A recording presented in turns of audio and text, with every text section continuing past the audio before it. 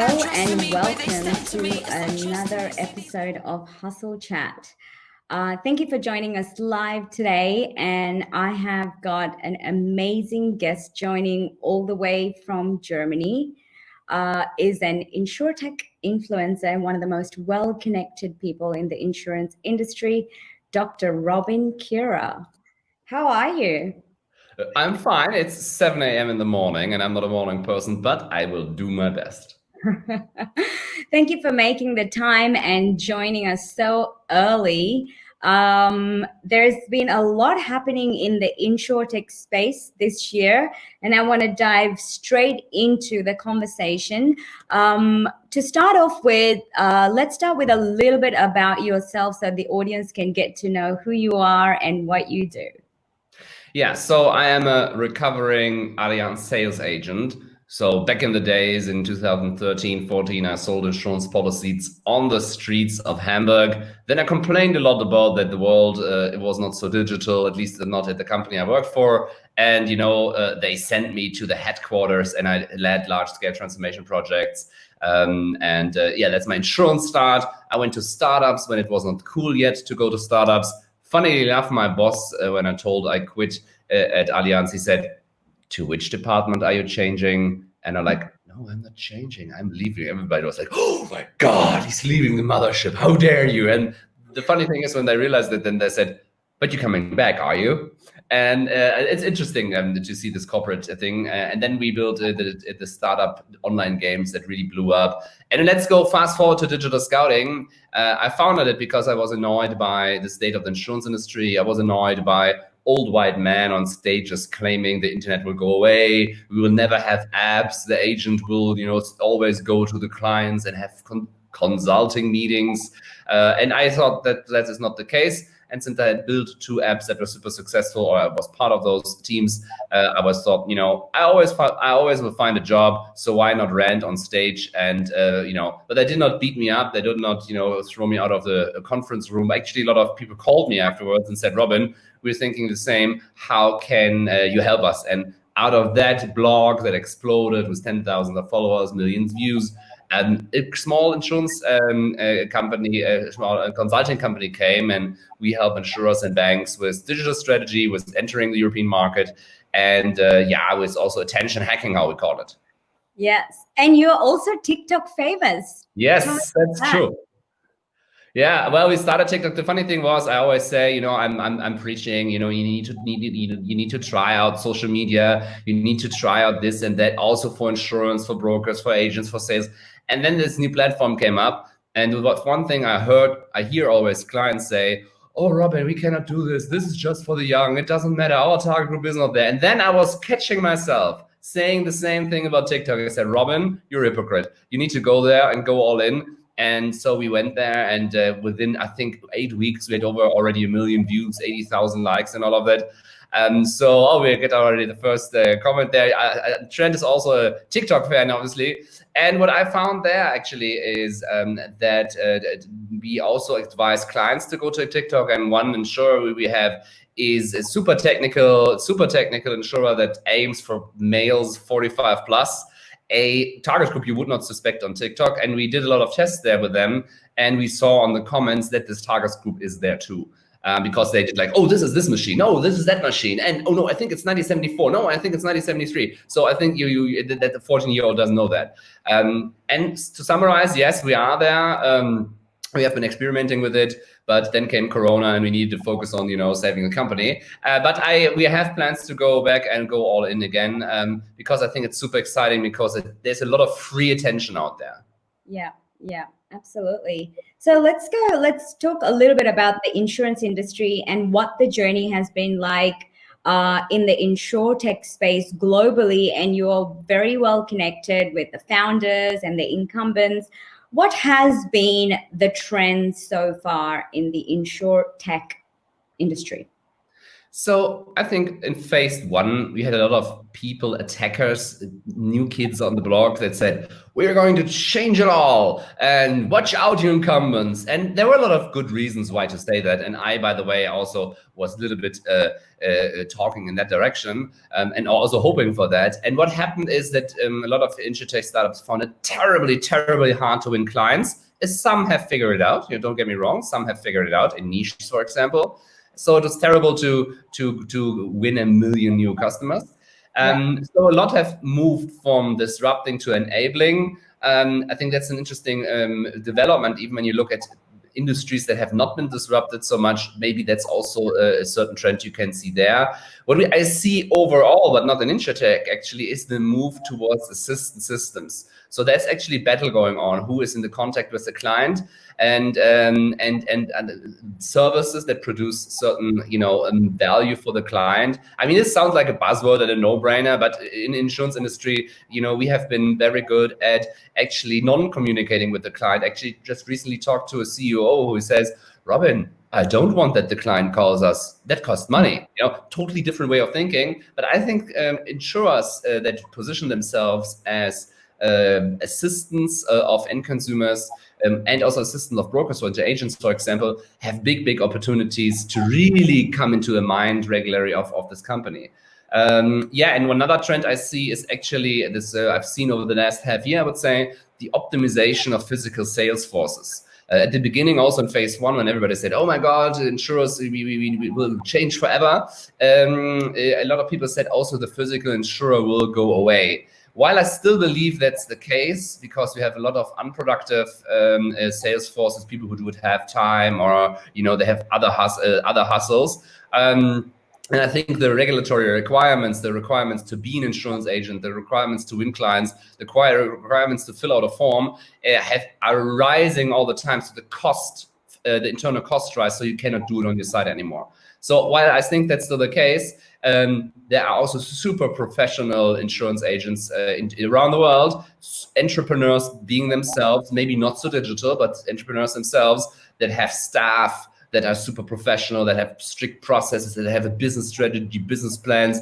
And now it's to combine digital technology, but also attention hacking to provide them the tools and mechanics that they can communicate with the clients more often, that they can do that. And another trend we see, it's a little bit nerdy now, is you have people employed by the insurers managing and trying to help the insurance sales agents out there, and those people also should use modern technology and not just go up in the morning, drive with their car to 3 clients, and that's it.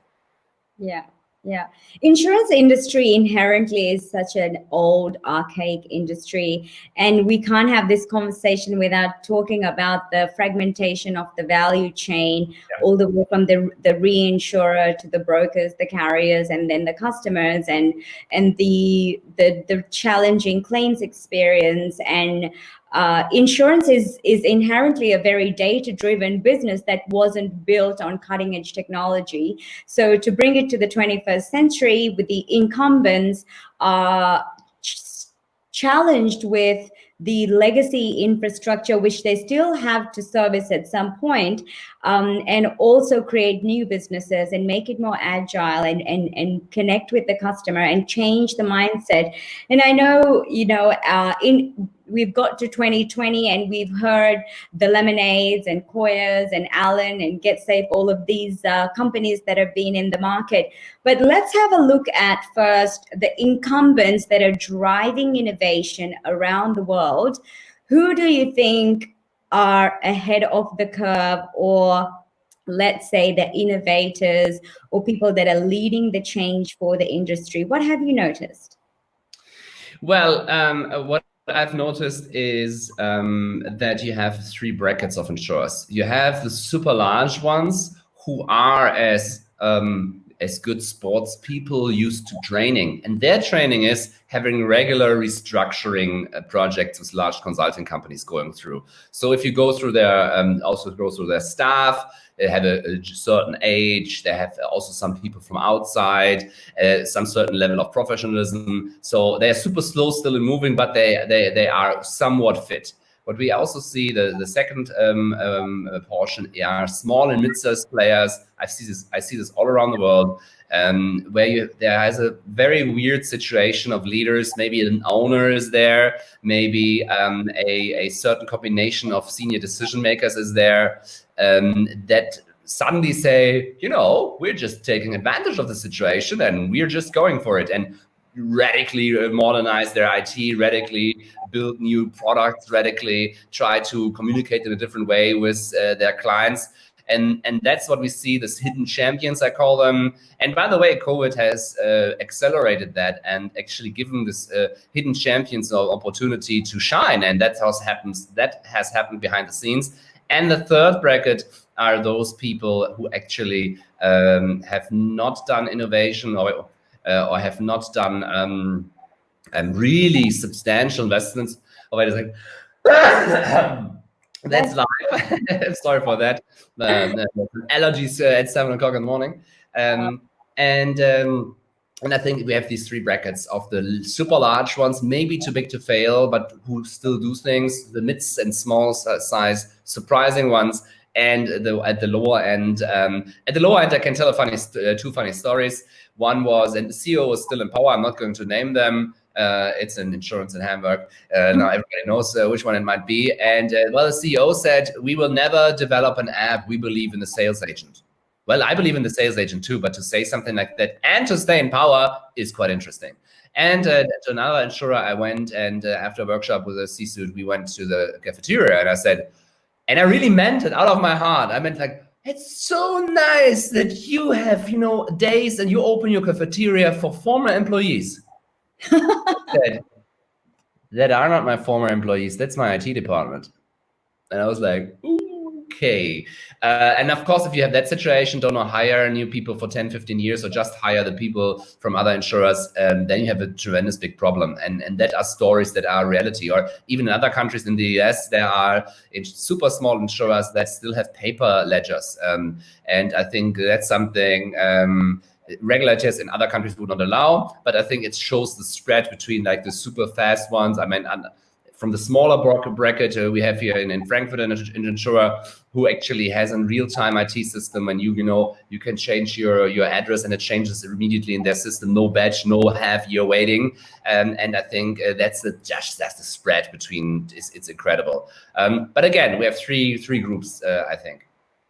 And if you were to pick an insurance company, an incumbent that you think has developed a cutting-edge technology or a venture or an innovation mechanism, what would be that company or those companies from your observations?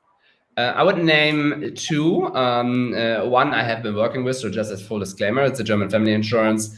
Why am I naming them anyway? Because I think 7 or 8 years ago, before the Insurtech hype started, they ripped their whole IT system apart. They developed a homegrown system, real-time event-based IT system. I know it's a little bit nerdy, but it's something, if you know insurance IT core systems, it's something new. And the funny thing is, with the COO, I did once a race from, putting a claim that came via paper mail into the machine, and we ran upstairs to his office, like 4th floor, and if he could beat the machine and know the claim was handled, paid, and everything within like quicker than us. So we lost, the machine won. And that's something I think substantial. And what I like about that case is they started before the hype. And that's something super interesting. And I'm curious when they ever were going to provide these services also to others, because I think a lot of people would be interested in that. And another one is Go, from in Israel, a corporate startup from a mutual insurer, which developed an algorithm in the underwriting that actually goes over the user social media data in order to assess risk in a new way. And what they did, they lowered the combined ratio of their car insurance in Israel, I think from 92 to 54. And that's a game changer. If you can do that, if you can lower your combined ratio only 20 points, you can crush the market and take the whole market. That's I think that sound nerdy, but that have the potential to be a game changer. The one was a core system, and the other one is the underwriting system from Go. Yeah, I'm deeply passionate about underwriting innovation and also looking at underwriting and claims from a product design perspective. And one of the things that I say with my team and when I speak about insurance innovation and just technology is when if we were to design insurance today and we had to start from scratch, how would we create it? How would the industry exist? Let's say Amazon or Google or Facebook decided to start insurance, what would that look like? What do you think the big tech companies would do, or would they get into insurance, or would they not? Well, some tried, and we have seen Amazon. There was a rumor a few. Oh, thank you very much, Parvin. I think that we have seen Amazon opening an office in London to talk about these things. What has happened there, we don't know. I heard only they were also talking to insurance companies, but what the status is, I don't know there. But my tip is when insurers, insurance decision makers, insurance veterans talk about the industry, they always talk about the value chain. It's about sales, it's underwriting, it's claims, it's management, it's up and cross selling. We all talk about it, and we squeeze the hell out of it, and we optimize it, and we do a little bit of thing here, we do a little bit of that. It's really, really great. But you know what these tech companies do, and by the way, also Insurtech, they do a crazy thing. They look, here's the client. What does the client actually need? And then you build an ecosystem around the client. And by the way, I think for the tech companies, insurance is just one box to check in their ecosystem strategy. And by the way, let's talk about what could be the role of insurance here. And let's not talk about claims and we pay when you have a claim. Let's help you in your daily life. I mean, there's so many topics insurance knows so much about. If it's finance, if it's P&C, if it's business, if it's health, how to stay healthy, how to have a healthy child. And a few years ago, when we had ours, a very good friend of mine is a large broker, and he has also a child in our age. And I said, who did you ask when you had questions? And he said, well, friends, family, and Google. And I said, you're an insurance broker. You have hundreds of employees. Didn't you actually think about ever asking in one of your insurance companies? And he was like, you've been drinking, huh? And I was like, no, it's 10 o'clock in the morning. And what I want to say with that is that we have a lot of knowledge. We could share this, but we don't. And I think that could be a game changer. Yeah. Why do you think insurance companies, there are a number of challenges that they face, cultural, technology, and I think culture is a big part of reluctance to change. And for good 200 years, the industry have operated in a certain way. To move away from it, what would require, and COVID being a great catalyst for forced digitization, what would require from the incumbents inside within the organizations to have radical change? Would it happen? And if so, when? Well, I see it currently in one player. I won't name, but what I see there is a ruthless leader, but ruthless in the best word of the sense. Coming in, I mean, what this person did, it was in, I think, 3 or 6 months, exchanged the whole middle management. I think there's only one person left that actually belonged to the earlier generation. And I think but what you see there, and what I see after, I would say now 9 months, I see it that the company is totally different. Of course, not from outside, but if you go through it, what kind of new people were hired, what kind of really experts, people coming from gigantic tech companies now working for this small insurance company, people with like really track records, and that's something combining with great veterans of that company. That's something where like, wow, that's somebody who really does it radically. And I think that's the only way, but it shows that it depends on the individual decision of a leader, of a bold board, advisory board that tolerates that, or that's okay, let's try this out. A leader that has the connections, has the knowledge of the industry, but has the boldness to actually do what's right. My favorite example is also the Austrian chancellor, who is, I think, younger than me. Once he was asked why he to take such bold statements and really pushes things through. I mean, Austria, people say, has a bigger political role in Europe than actually would be suitable for the size. I mean, I love Austria, don't get me wrong. And he said, I'm young. If I screw up being a chancellor, being the president of the country, I still can do something else, And so he said, I just do what's right, what I think it's long-term right, and push for these things. And that's what I see also in the insurance industry. I think what it takes is a young, bold leader or a young-minded one who does the unpopular things and who hires people from outside the industry, who has a bold vision, who knows what an ecosystem actually is, and pushes for that, and does bold decisions. I think that's a key to it. If the top leader does not push for it, it does not make sense, and it will not be successful in my view. Yeah, it's a very hard thing to accomplish when you've got a certain culture ingrained within this large, big behemoth organization. And I often use the analogy of, emerging small startups versus incumbents as the battle between Titanic and jet skis. The agility, the ability to move, the ability to change course is a whole different ball game. And there is a lot of appreciation for the way the industry have operated for so long.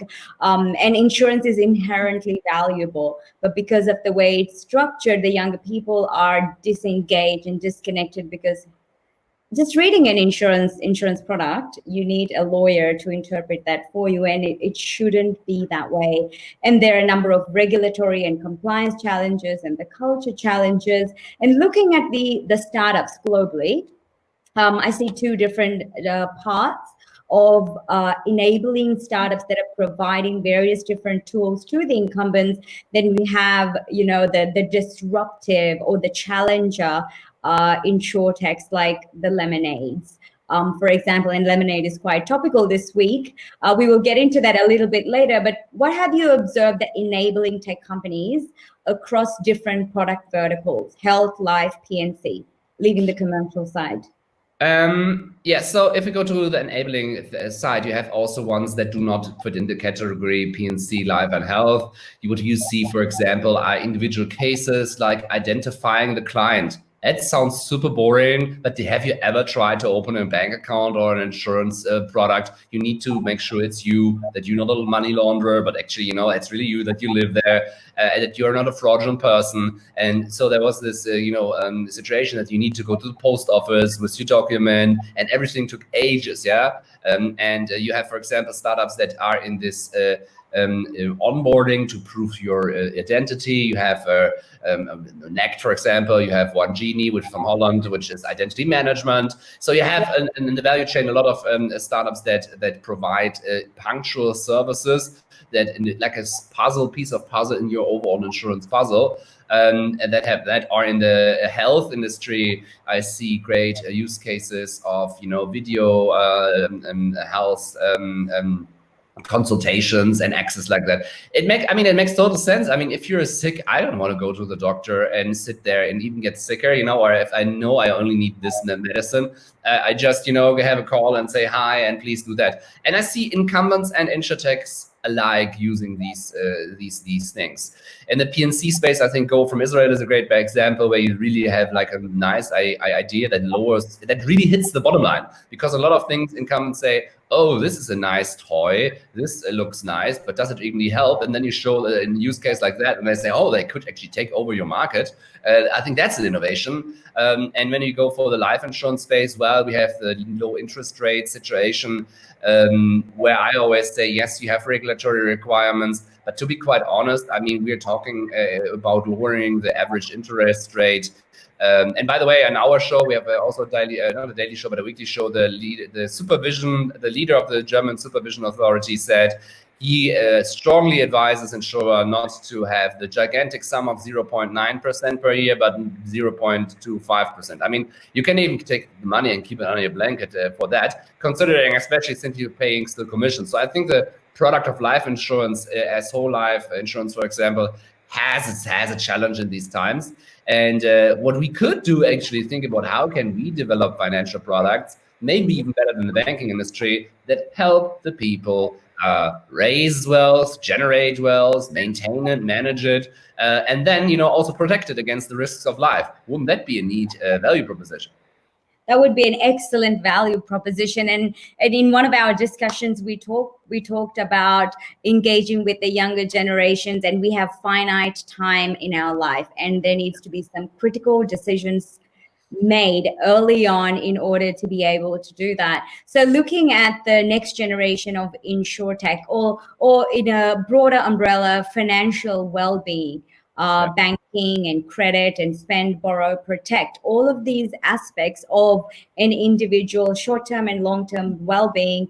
What do you think needs to be done to, one, educate the younger generations to take action early on? What are some of the things that you've seen that are being done in the insurance or banking sector or in other industries? Yeah, maybe one thing. I mean, we know us for some time, and I still can remember when I saw your pitch deck the first time, where you integrated insurance into lifestyle, into well-being, overall mental well-being, financial well-being, physical well-being. I think that's exactly the way we as an industry need to go, and I'm really thankful that you as use case are doing it. And I think that's a super vital point. But maybe can you rephrase the question? I'm not sure if I understood it correctly. What else? Have you seen any examples of companies or startups, whether from insurtech industry or outside, that are doing revolutionary applications or use cases to help young people insure better? Well, what I see, you have not from the industry, but outside the industry, you have a lot of content that's great, where that goes into the direction of financial freedom, financial stability, financial literacy.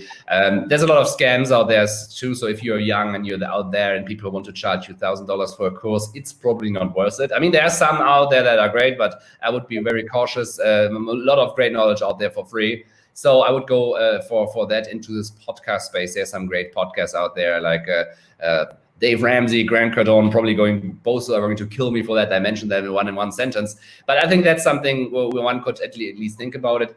When I look at applications, you have some interesting banking applications, you have some interesting bookkeeping applications, you have some good investment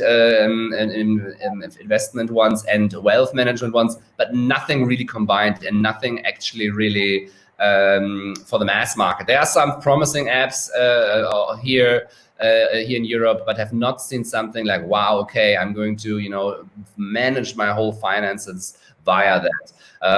The banking apps are too much focusing on cash accounts, not so much on illiquid assets like real estate, like your company you have, for example. So you miss the whole point there. Insurers are not using open banking and PSD2, what we have here in Europe. Some announced they will do that, but I'm curious to see if that goes through. Wealth managers only are like for the super rich, and I cannot attach my account from my small bank out there. And so everybody has its challenges, but nobody out there that says, okay, let's build the killer app for finance for the masses. And I think we will see this sooner or later. Yeah.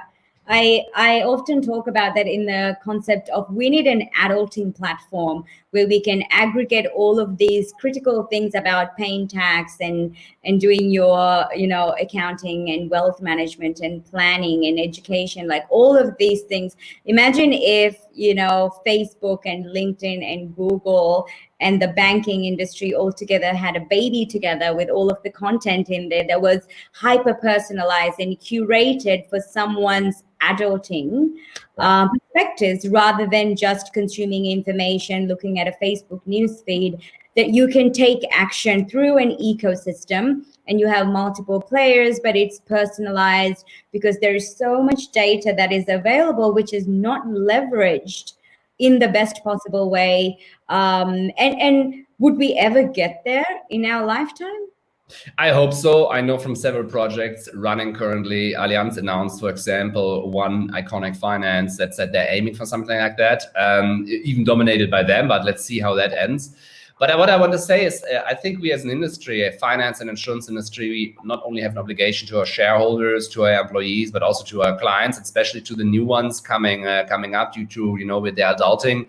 I mean, in modern schools and colleges, nobody teaches you what liability is. Nobody teaches you what actually is a good renter's contract, which one is not. Nobody teaches you what happens actually if you save $100 a month and you start this in your early 20s compared to your 40s. What does it mean for you, the situation of you and your family and your children's children? And I made a funny comparison the other day when I said, okay, if you have, I don't know, for example, $1 million in your 50s, 40s, or 20s, what does it mean for a difference? And the difference are dozens and dozens of millions of dollars, not only through interest, but for example, if you invested in real estate. And I think that's something we as an industry really need to educate. But educated in the way and the formats and the channels the younger generation actually consumes it. I mean, if you're a fan, I mean, I wrote a PhD of 500 pages, yeah. If you would do that for financial topics and you would expect the new generation to read it, I mean, I don't even read that. Yeah, and I think that's super important to understand. You need to put it into the formats and the channels where the people are. And maybe it's TikTok. Maybe. And it's got to be fun, and it's got to have a sense of humor and bite-sized and engaging way to connect with what people really value.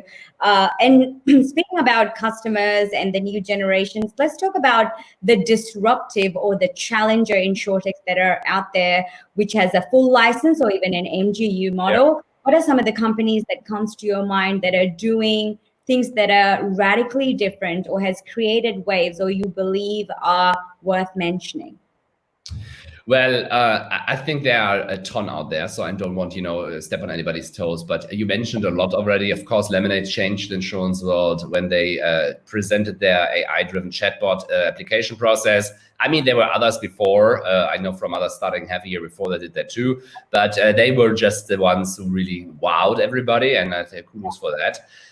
You have also the smaller ones that are successful. Get Safe here in Germany, for example, they're collecting a lot of clients, and I think that's super interesting.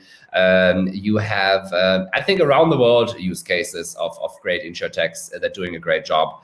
The list would be too long, I think, to go through them, I fear. But I think if you're in your ecosystem, in your country, you know the 2, 3, 4 big players. But what I always urge people to, not always the loudest are those who are the most successful. So look at the numbers, who does actually what, who really has a new model or just is being loud. I think being loud is important, and you should do that if you have a startup, but that's not the only KPI that actually matters.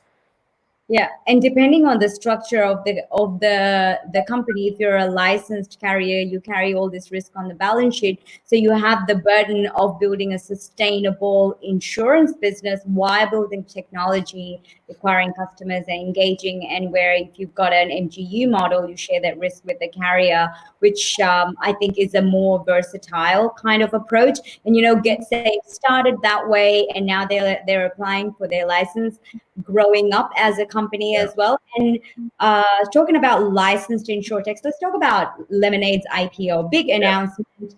IPO, SoftBank backed, raised over $400 million in capital, 5-year-old. What are your thoughts about Lemonade's IPO? And we've been watching the news and hearing all kinds of perspectives.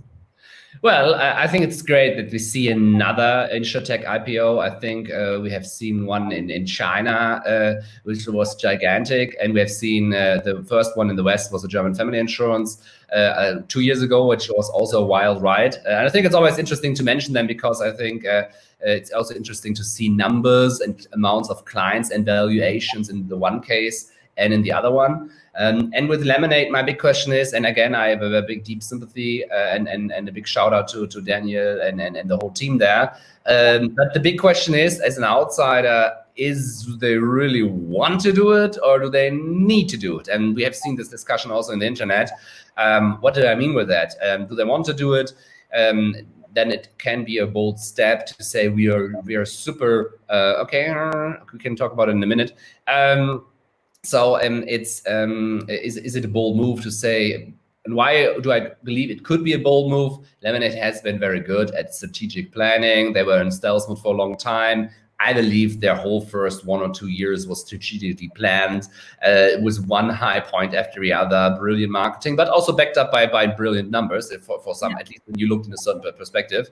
So that could be a part. They have a master plan. Maybe they have already strategic investors who want to place things there. Possible. Or the other possibility is that they need to do it because investors are pressing and they want the money back. I mean, the SoftBank has been, slaughtered, I think, over the last 1 year, even before Corona and COVID. And I think that's something that also is an option. Nevertheless, if you're a good manager and a good leader, you can also go with that situation and make the best out of it. So, there are a lot of arguments for want and need to. The big question is what will happen. If they are super successful, that's important for the insurance in the Insurtech movement because it shows another positive IPO in the West, and I think that's another would be great.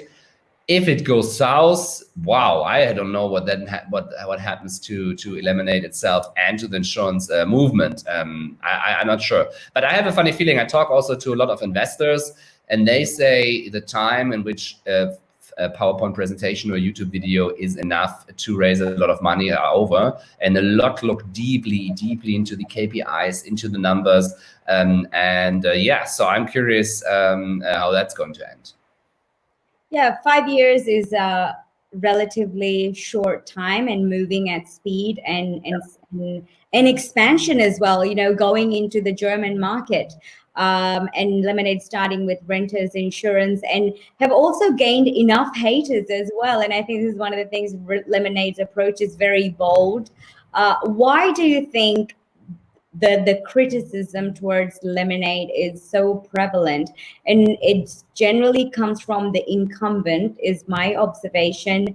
What do you think is the narrative there? Why the criticism towards Lemonade? Well, I think first of all, if people start to criticize you, you know that you're on the right path. Why? Because first of all, you have the attention. And if you do something that nobody cares about, nobody's going to criticize you. So if you're going to be criticized, well, kudos to you. You see the market is starting to pay attention. So criticism and even haters are nothing bad. Also, they drive traffic and the internet algorithm. But I think the big question is the criticism justified? Or the questions raised, or is it just mean and nasty reaction to somebody who's actually showing you what is technologically possible? Let's go to the latter. There are a lot of studies out there. Adrian Jones from SCORE, for example, regularly reviews the different numbers of Route, Metromile, and Lemonade. Great studies there. And they ask the question, is it sustainable? What is the combined ratio? What is the cash burn? Are they operating as an operative loss? Yes or no? And I think these are valuable questions. And then you have you can have a nerdy discussion about is that necessary due to the growth? Or is it unhealthy, unsustainable, and they have a true problem as an organization?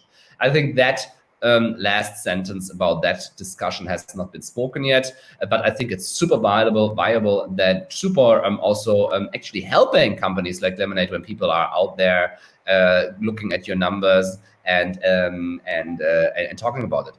Maybe going back to the IPO, I was super surprised by that. By God, you need to file a lot of transparent numbers when you're listed on the stock exchange. And then just for 100 million, I mean, I know, again, publicly traded companies, and I also know German family insurance who are publicly traded, and what they need to report is unbelievable. And I think the US even is a little bit harder when it comes to that. It was a business also suing culture. I'm not sure if I would have, if I would still have a 250 million cash on the bank, I'm not sure if I would have done it. But again, I'm an outsider. I don't know the internal situation.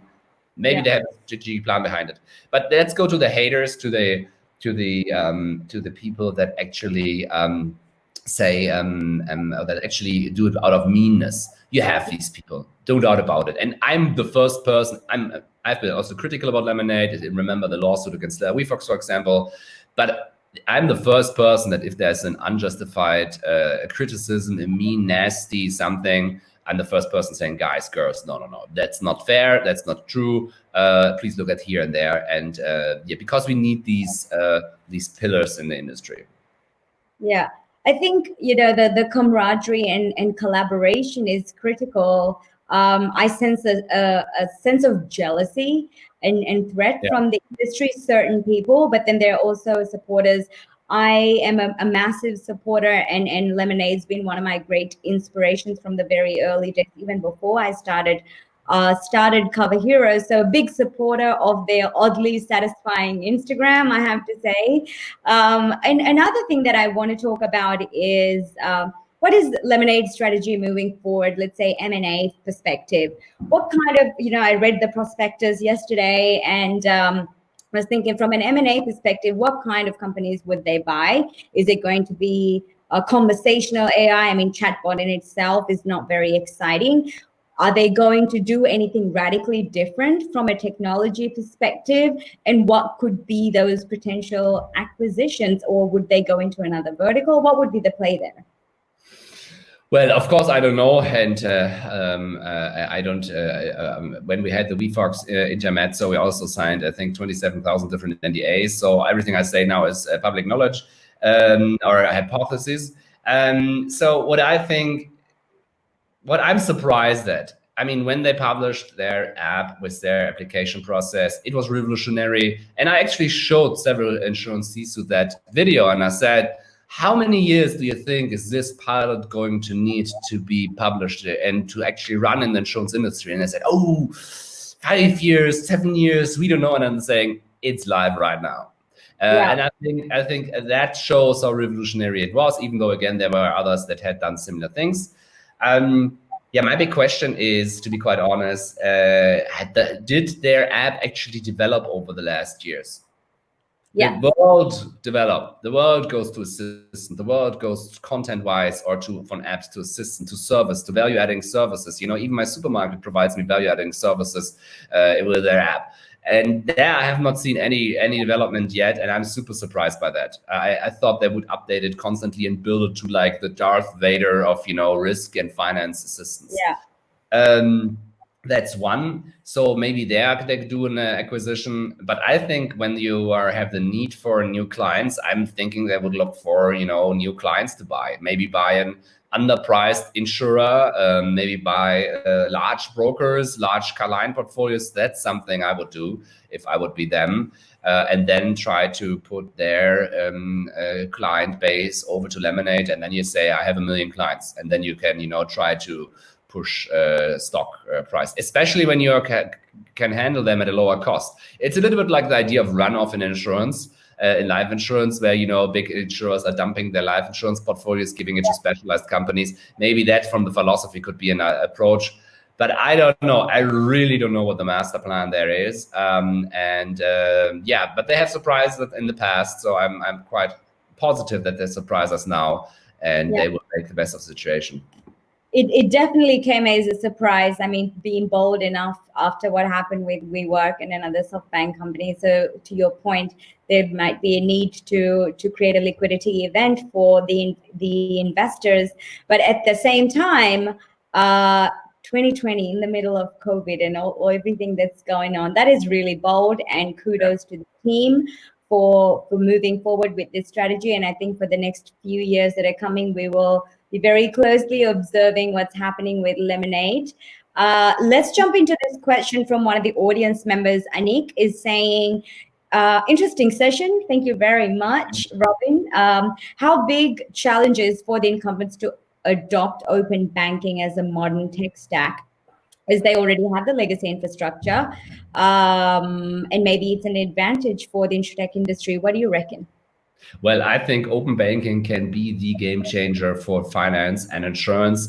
I think most banks, at least here in Europe, due to the PSD2 policy by the European Commission, you are, as a bank, forced to provide data to third parties if the client and the owner of the data actually allows it. So here it's already political standard. I think all banks have addressed that. There's no doubt about it. But the big question is, does the insurance industry understand what's going on there? It is access to the most valuable data of the client, his buying behavior. I mean, I know so many people that, talk about certain things, sustainability, but if you look what they're buying, it's a total different story. And that's the truth. It's the ultimate truth. Where do you spend your money? And for example, also, what do you have? I mean, I know people having so great cars and then mansions, but if you look at their net value, it doesn't look good, Yeah. And I think if you as an insurer would be able to understand where a person spends the money, or what is the real wealth situation, you can AI-driven produce products for them. You can hyper segment. You can pick and choose which risk you want to sign and which not. You can, crush your combined ratio to, I don't know, 54% or even less. I think that's the gigantic potential. But you need to overcome the question for the client: why should a client offer you his data or her data?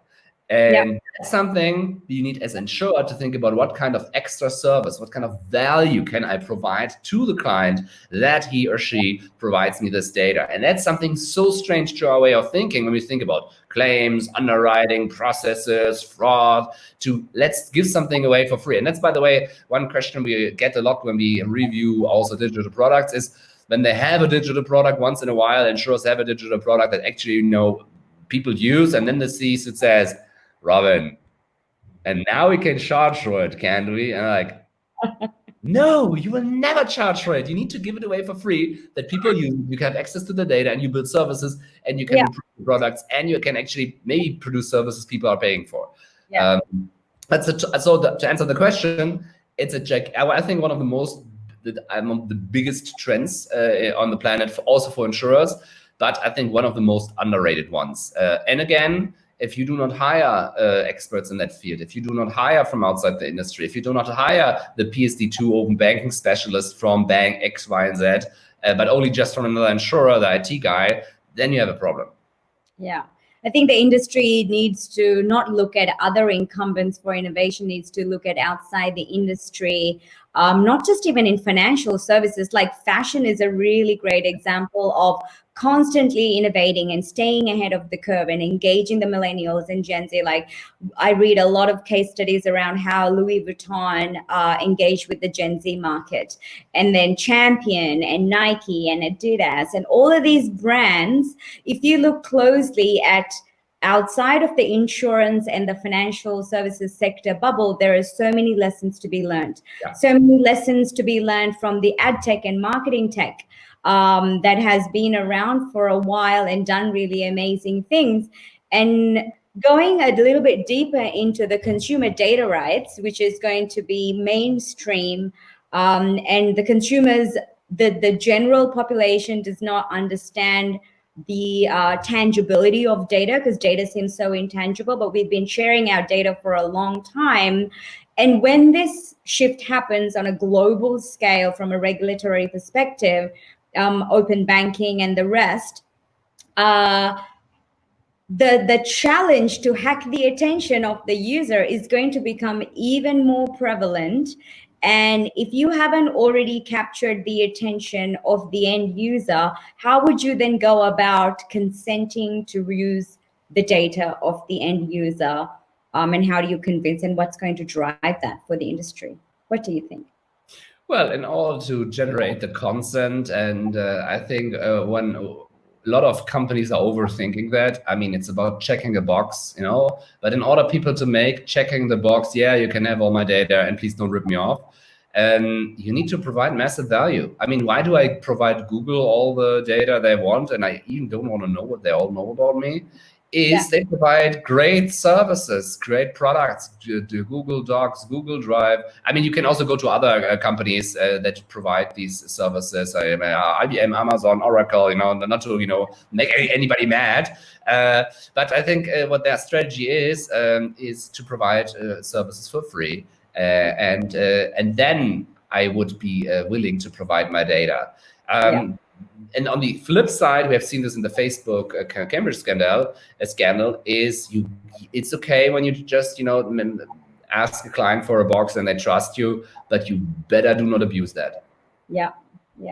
that ethics is really important. I guess in Australia last year, we had the Royal Commission investigation that looked at the malpractices and unethical behaviors of financial services. And I think financial services, you need absolute trust that you're going to do the right thing. And when that trust is broken, that it inherently disrupt the foundation of the economy. And how do you make sure that they're doing the right thing by the end user and not having a culture of customer centricity from the beginning? It was very much driven by a sales strategy of brokers and agents and selling the highest commission based product to the end user without really acknowledging, does the consumer or the customer need this product? And it's really upsetting to see that, and that destroys trust. So how do you think, big companies can recover from that and rebuild trust?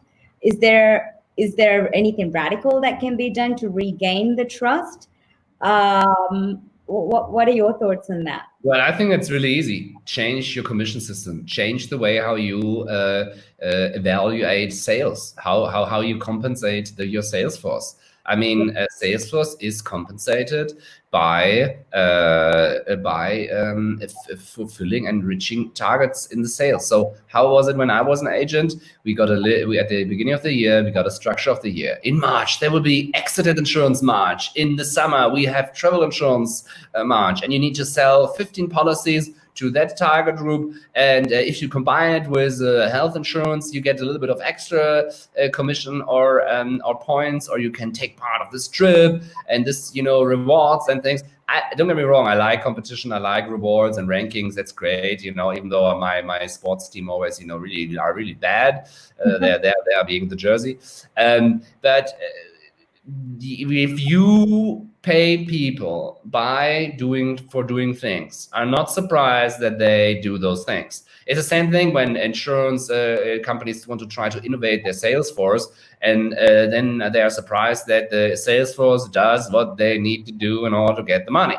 I mean, there were initiatives: go to the client, get the data of the client, or consult them, have a yearly talk, and then they were surprised that they were just selling the stuff they were paid for. So it's not my argument against sales agents and brokers and physical people who do that. That's what they are paid for. But there are countries that abolished commission. Look to Holland, and it's really funny. I had a discussion with the president of the Dutch Insurers Association, and I asked him kiddingly, and did actually the insurance industry disappear in Holland? Because that's the discussion we always have in other countries that have still commissions. Oh, we cannot abolish commissions. The insurance industry is going to, and no poor person is able to afford that insurance anymore. And we've seen this in this country that it did not happen. It's just, after a phase of adaptation, there are just different things. And by the way, we do projects also in sales departments. And what we always do is argue for, please exchange your KPIs that only are based on points and pieces with actions. Measure the actions of your sales force. How many people did you call? How many people did you visit? What is your ratio of, doing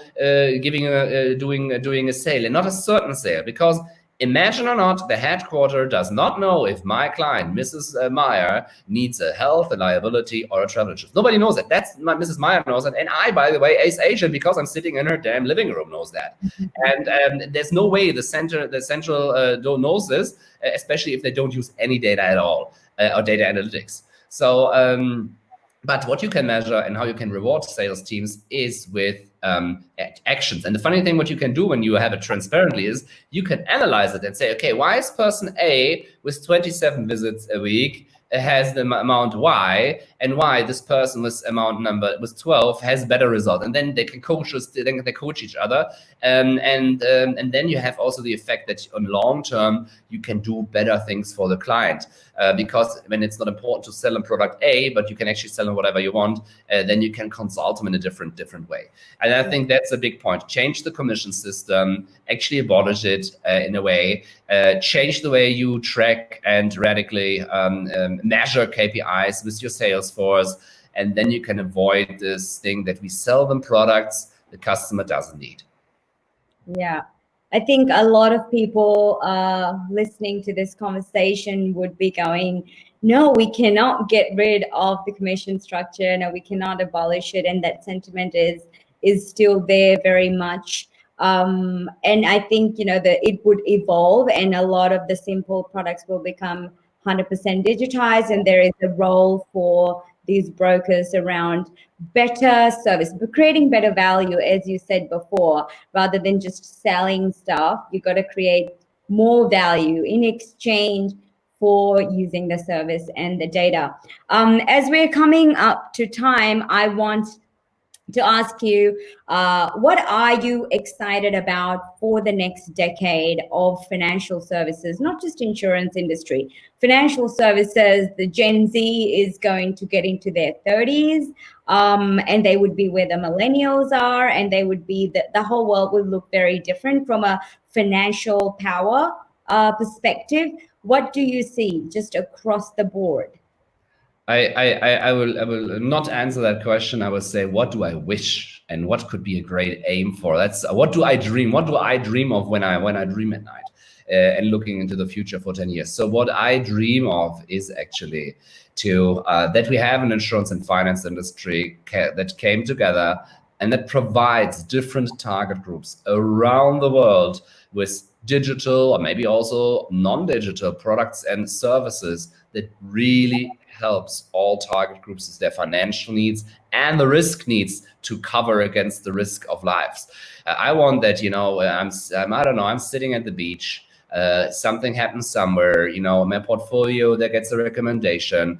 I buy something for my company, and suddenly the whole bookkeeping is automatic, and all of that. And that would, that helps people that do a good job actually to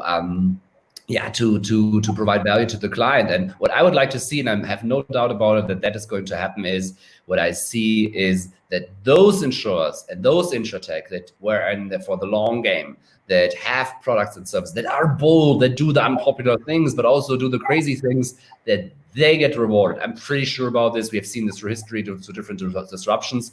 And I'm really curious what kind of IPOs we will see in the future also from other companies. Very exciting. I definitely wish, in the same sentiment as you've just mentioned, things to be simpler and seamless, and to come to us when we need it. And in exchange, we're happy to share the data. Therefore, we can actually live our lives and do the things that we love, like be at the beach and drink a coconut, and chat to our friends and eat good food, and make sure that our lives are protected. And things that we love are protected. Thank you so much for joining in this conversation. I thoroughly enjoyed chatting to you as always, and I hope that we can be in the same room soon, whether it's ITC in Vegas or Hong Kong, or Europe. I look forward to it, and thank you for the audience for joining in, and I hope you have an excellent Friday.